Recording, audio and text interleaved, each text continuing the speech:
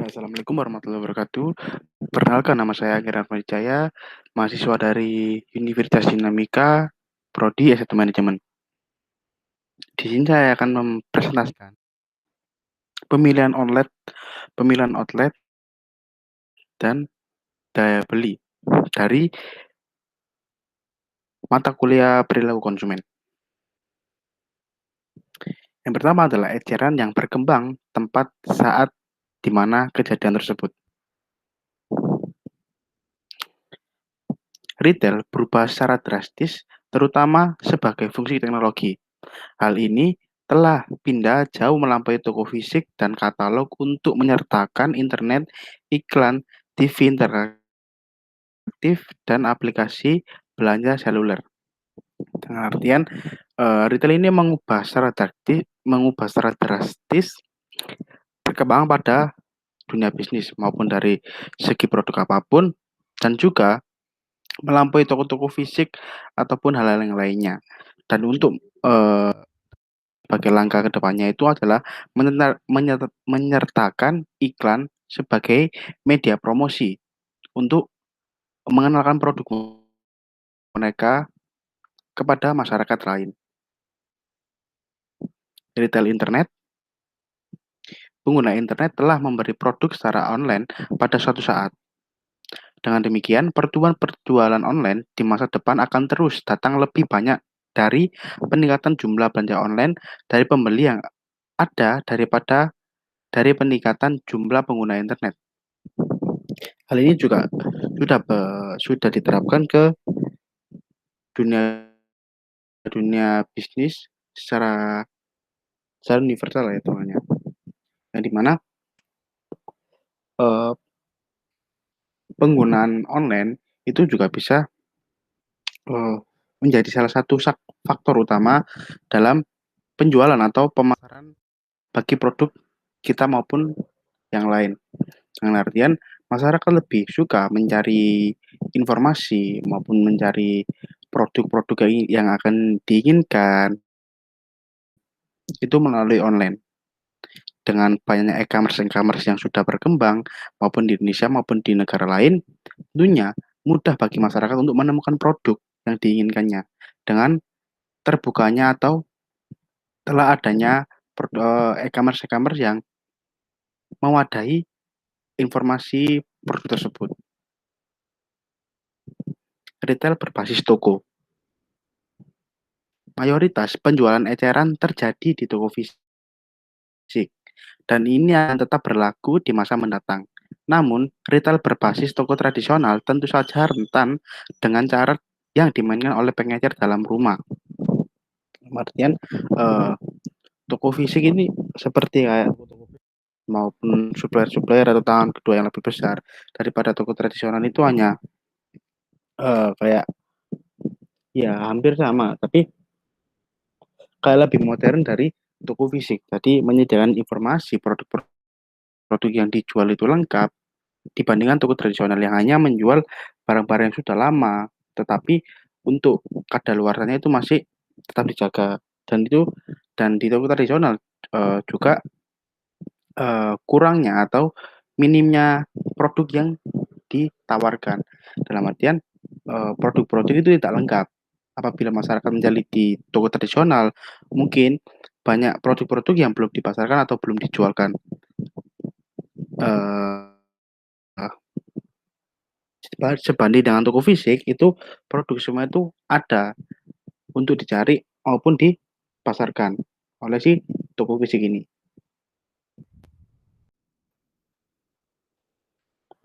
Internet sebagai bagian dari strategi multi saluran.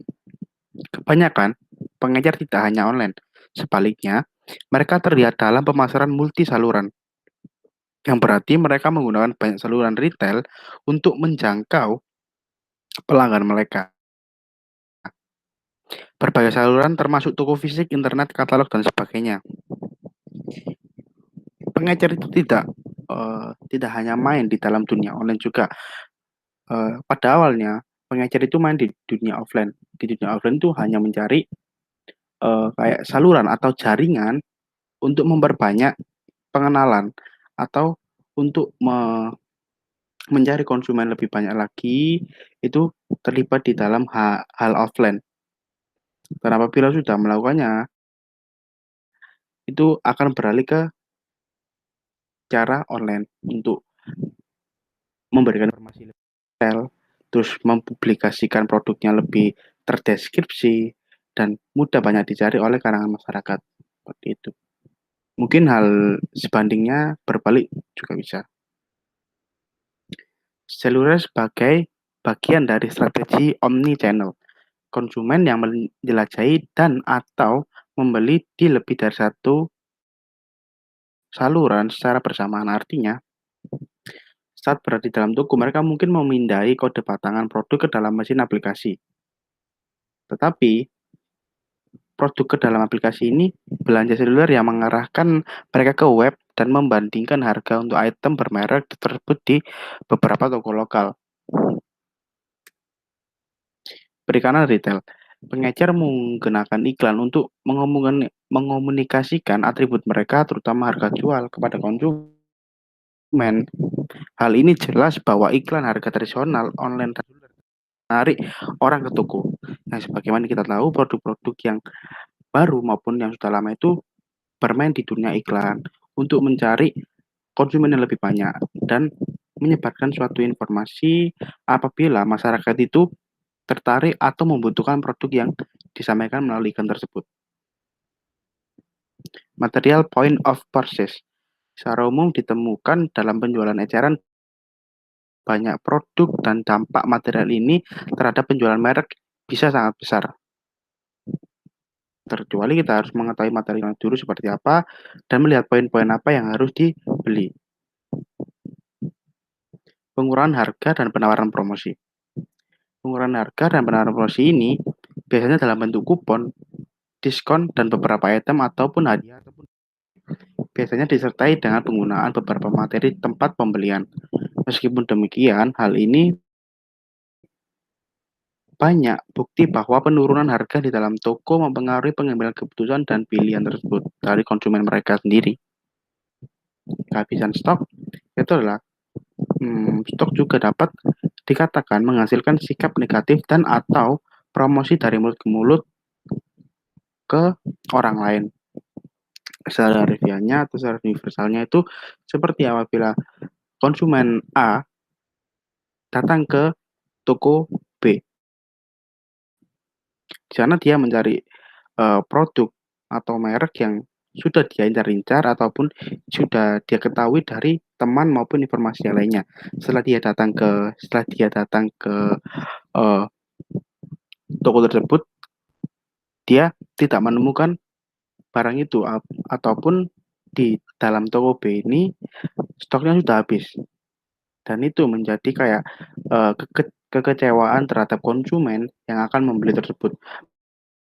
Padahal di informasinya itu sudah tertera apabila produk ini itu masih ada, tapi kalau sebelum kita mengunjunginya itu ternyata sudah habis. Dan itu juga berdampak negatif bagi perusahaan atau produk yang dihasilkan apabila kita tidak memberikan informasi secara detail maupun yang lainnya seperti itu. Aplikasi seluler dan seluler.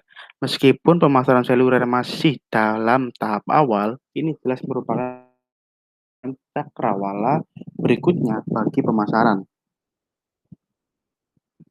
Adapun beberapa produk yang belum menggunakan aplikasi sebagai media penjualan online maupun media informasi bagi konsumennya. Ada beberapa perusahaan atau produk yang masih menggunakan cara sebagai media brosur ataupun paparan reklame untuk media informasi menyebar kepada konsumen untuk memberikan suatu hal yang belum tersampaikan ke konsumen atau belum tidak diketahui konsumen itu masih banyak di kalangan masyarakat atau pengusaha-pengusaha lainnya.